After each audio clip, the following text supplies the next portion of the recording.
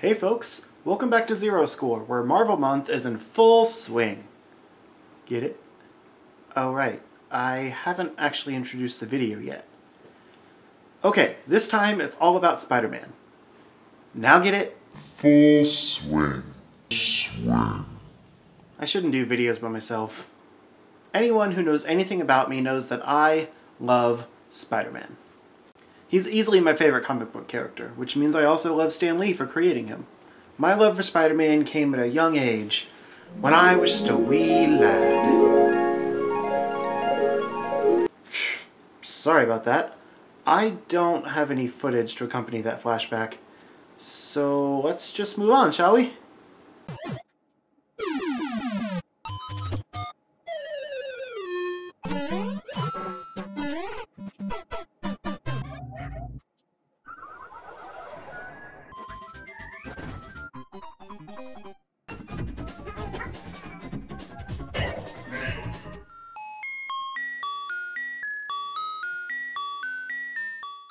Like I said, this video is all about Spider-Man, or more specifically, Spider-Man games over the years. Marvel has always had a pretty rocky history with video games. There have been a handful of good titles over the years, such as the Marvel vs. Capcom games, the X-Men Legends games, and a few other surprisingly good Marvel tie-in games. There have been a lot more bad games, though. Where DC has the extremely successful Arkham series of games, Marvel has tried a few times to make successful games off of their properties and ultimately failed, other than the always successful LEGO Marvel game and the sequel that's going to come out to it soon. One character that has never seemed to be properly utilized in video games, though, is the amazing, spectacular, superior Spider-Man. However, there are a handful of titles that I wanted to showcase, for one reason or another, that partly get it right. Instead of doing a normal top 5 like most videos would do, I wanted to just split the games up into different categories in no specific order, because here at Zero Score we don't rank or score games, we just enjoy them. So here are the 5 categories, and I want you to tell me in the comments if you guessed in advance which Spider-Man game fits each category. The first category is the nostalgia factor. This is the game that still hits me in the feels despite it not aging well. The second category, pocket perfection. This is the handheld game that does the best job with the character, in my opinion. The third category is Spider Fanservice. This game, while not perfect, feels the most like what fans would want. Fourth, we have the category of most unique, because this game tried something new and it didn't quite work, but I loved the effort to be different. And finally, the game that arguably feels the most like a Spider-Man game should, the King of Swing. So, let's jump right into the first category, because I bet you're tired of looking at my stupid face. It's time for some B-roll. The nostalgia factor. Spider-Man 64, or just Spider-Man if you originally played it on the PlayStation 1 like I did, is arguably the first Spider-Man game to get it right in a lot of ways. It was the first 3D Spider-Man game for one, which goes a long way to bringing the wall-crawling, web-swinging superhero to life in a viable way. But it also had a simple yet engaging fighting style, with fun level design, a lot of cool boss fights with fan-favorite villains, and some genuinely interesting puzzle-solving sections. Combine that with extras in the vein of unlockable costumes, and you have a game fit for any Spider fan. But does it hold up today? Well, I actually thought it did before I replayed it for this video. Today, compared to other modern Spider-Man games, the controls are clunky, Spider-Man's acrobatic techniques feel stiff and awkward, and the camera is a disaster. Although admittedly it always was, we just used to be more tolerant of it. Not to mention the Nintendo 64 version is a poor substitute for the original PlayStation version, as it lacks proper full motion video, instead utilizing awkwardly slow comic panel transitions without voice acting, which give the whole game a lack of polish and overall unfinished look. If you do get the urge to play this, play the PlayStation version. I would have if I were able to. I stand by my original statements, though. This game is a lot of fun, and was the first real example of what being Spider-Man could feel like. When I was a kid, swinging around the very limited rooftops of New York felt great, and I didn't care about silly things like reused character models or awkward camera angles. I was Spider-Man. I was web-zipping onto the ceiling, beating up bad guys, and saving the day. 10-year-old me couldn't have been happier. 26-year-old me, mildly entertained. But that's what makes it nostalgic. I remembered what I loved about it, which is why I wanted to replay it in the first place. It just didn't still hold that same charm anymore. The unlockable costumes, though, are still legit. Nothing can take that away. Spidey had better get there quickly, or JJJ may... Plus, this one is narrated by Stan Lee. Sure, the later movie games would get some snarky Bruce Campbell narration that was a lot of fun, but that will never beat the unique cadence of Stan the Man. He's the creator of the character, the king of cameos, and my comic book dad. This game gets extra credibility just for that fact alone. Pocket Perfection. Spider-Man Mysterio's Menace was a less remembered game on the Game Boy Advance. This one has always remained one of my favorite all-time Spider-Man games, though. I think a big part of that is just because it feels so smooth for a handheld game with only 2 face buttons and 2 shoulder buttons. But also because I absolutely love Mysterio as a villain. He isn't bound to the same normal reality of most villains, so any plot involving him becomes outrageous and extra fun. In this case, it takes a while to get to him, but that's fine because the game itself moves quickly and gives you plenty of incentive to keep going. There are 7 total levels, each ending with an iconic villain battle. Except Big Wheel. Who even is that? The levels themselves are all varied, and while they can get a little confusing to navigate, they never feel cheap, because this isn't some mindless beat-em-up. On multiple occasions, you're asked to disarm traps or rescue hostages, and in those levels, the enemies all have permadeath, which means you won't spend all your time killing the same enemies over and over again. If you go into a room with enemies you haven't killed, you know you haven't been there yet. Or you're just a really lazy gamer, and shame on you for not murdering everyone. Excuse me. Anyway, the boss battles are pretty simple button mashers for the most part, with some pretty annoying gimmicks and stage hazards, but they can mostly be completed with equally cheap tactics on your part, so again, it never feels frustrating because the game isn't against you winning. While the exploration and combat are both pretty simple, the game itself is fun and even has a pretty simple upgrade system where you can track down new suit parts to acquire more web cartridges, attack power, or hidden upgrades. In that way, it feels almost like some of the classic stage-based exploration games like Mega Man X, and that's a pretty excellent comparison to make for a licensed game on a handheld system. Essentially, instead of trying to do everything decently, this game strived to focus on doing a few things really well, and for that it stands out as one of the greats. Unfortunately, I did end up getting stuck on a bit of railing at the last level, with no way to save or reload the game, so I couldn't actually beat it. But all games have their glitches, and I don't hold that against it. Plus, this game lets me beat up clowns, and I kinda hate clowns, so I forgive it. Fanservice. Is that a cartoon pig? Focus! Spider-Man Shattered Dimensions was a game that came about when Marvel was being pretty much panned for its gaming attempts. People didn't believe a good Spider-Man game could exist, and this one set out to prove that mentality wrong. While I'd argue it showed a lot of ways that a Spider-Man adventure game just doesn't work no matter who tries, it also succeeded in ways I wouldn't have expected. For starters, this game is packed full of fan service. It follows 4 Spider-Men from their own universes, forced to work together in order to stop an interdimensional tablet from supercharging the villains and fracturing the universes as they know them. On top of being a pretty cool way to bring together different universes and also present villains in a way they've never been seen before, it's also another game that deals with Mysterio, which makes me happy. Another bit of fan service is the voice cast, which features 4 actors who have all played Spider-Man in the past, including my personal favorite, Neil Patrick Harris, who only played him in the short-lived MTV series, which a lot of people hated, but I thought was excellent. Think fast! At the heart of the story is obscure comic character Madam Web, who acts as narrator and spirit guide to each Spider-Man, as well as a source of less-than-stellar quips that rival the best and worst of Spider dialogue. The problem with the premise of this game, however, is that not all of the Spider-Men are compelling video game characters. Rather than creating unique experiences for each one, the developers decided to use a limp explanation of dimension bending to give all the Spider-Man essentially the same powers. But since they all have different level designs, it just hurts the overall experience. Noir Spider-Man, for example, has some of the most interesting gameplay elements in the game, but they're ruined by his abilities to web swing and attack just like any other character. His levels could play out like Splinter Cell missions, but instead it's an awkward game of incapacitate, alert, and then hide until they lose interest. This takes away any sense of realistic threat from his experiences. Similarly, Spider-Man 2099 is supposed to have a focus on futuristic exploration and fighting, but he feels just like all the others, so his levels boil down to A boring mix of swing to a platform, kill all the enemies, and then swing to the next platform. His and Spider-Man Noir's levels are easily the most visually interesting of the bunch, and their versions of the classic villains the most creative, but by shoehorning the same playstyles into them as the more traditional takes on the character, it undermines any type of unique gameplay elements, and therefore makes all the levels feel too similar to each other, which kept me from playing more than one or two at a time without getting bored. This is a shame because the game is actually very well made when it hits its stride.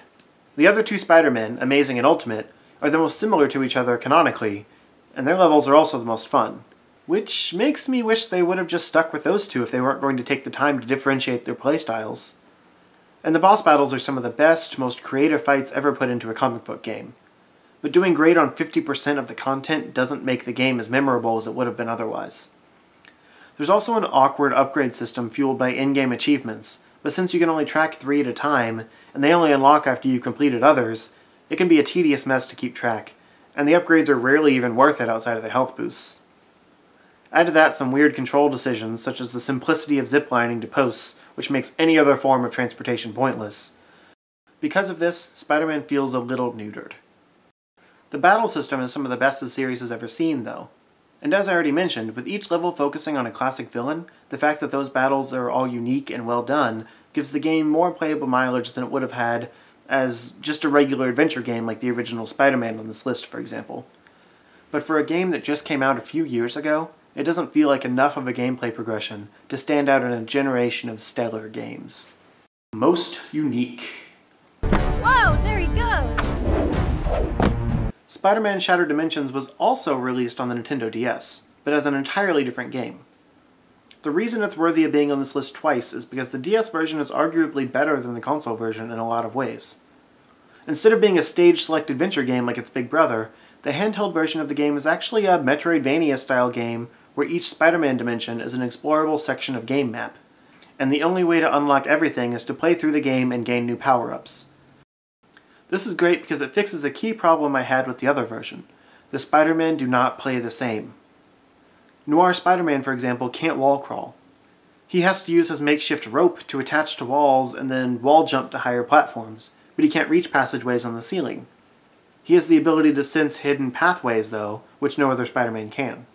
2099 Spider-Man has unique glide ability, but no webbing, so his levels are more focused on wall crawling to a high point and gliding across gaps, as well as being more combat focused.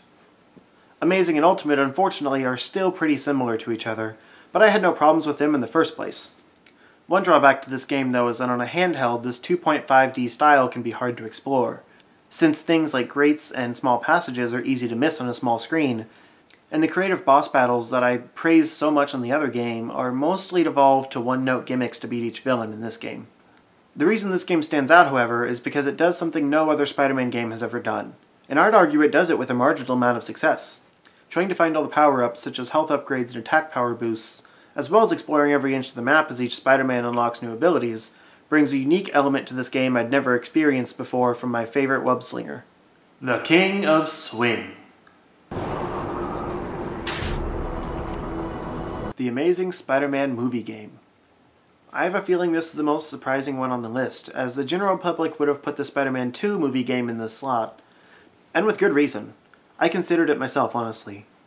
I truly do believe The Amazing Spider-Man is a better game, though, as it is the only Spider-Man game where you truly feel like the web swinger as you thrip your way around Manhattan. The city itself is huge, easily the biggest it's ever been in a video game, and that adds a lot to the proceedings, but it also just feels vast.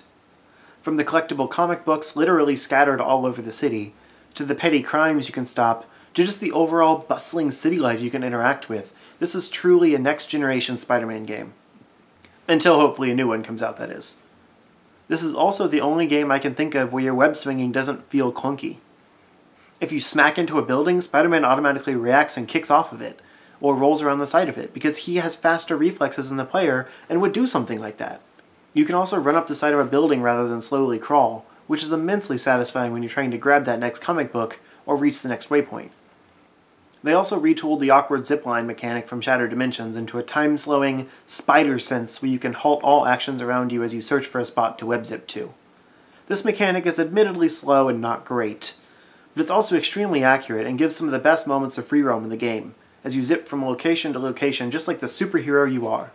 However, it also gives some of the most hilariously awful glitches of the game, where you're allowed to trigger a web zip to a location Spider-Man can't realistically attach to, so he just awkwardly clings his limbs to a wisp of ledge. Seriously, it's kind of my favorite thing to try and do in the game. As you probably noticed though, I'm pretty much only focusing on the free roaming aspects of the game. And that's because the actual game is just okay. The story is supposed to be canonical.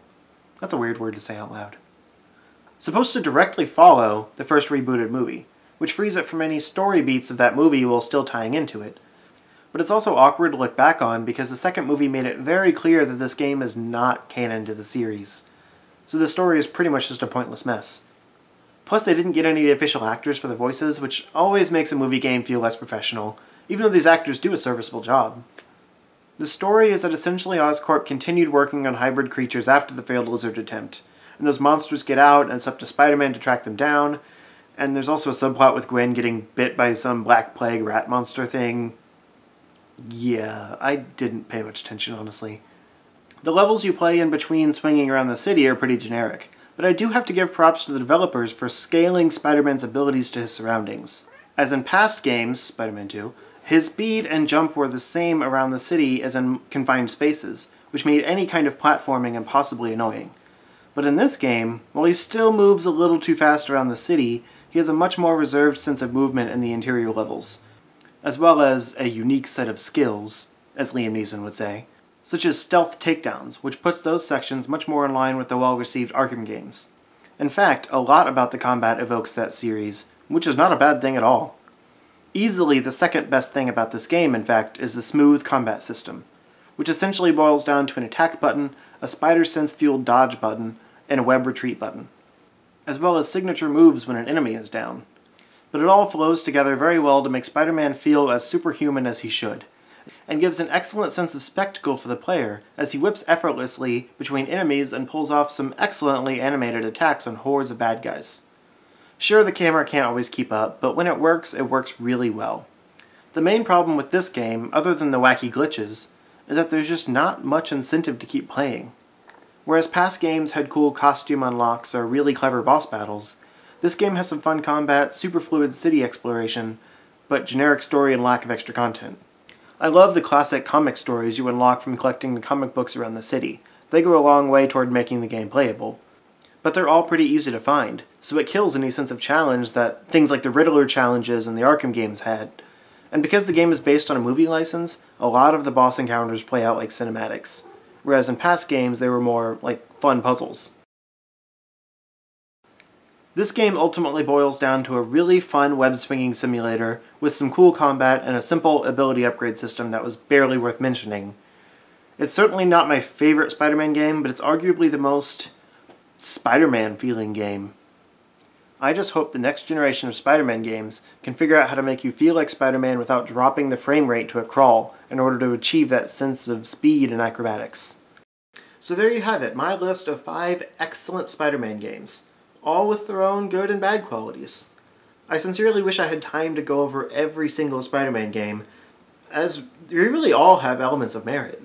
But I'd argue that these are the main 5 that any Spider-Man fan should play to really get a sense of all aspects of the character. I still don't feel like any game has gotten it all right, but I'm also hopeful that in the future someone will take all the great aspects of these games and combine them into the perfect Spider-Man game. A fan can dream anyway. Thanks for watching. If you liked the video, give it that little thumbs up thing. Subscribe for more content, Marvel or otherwise. Follow me on Twitter for updates and other random stuff I post. Oh, and if you're wanting to know what I've thought about the new Spider-Man reboot, I'm excited. But I'll boycott it if they pick that Asa Butterfield guy. I don't know what it is, I just don't like him. He's kind of creepy looking. He has a stupid name.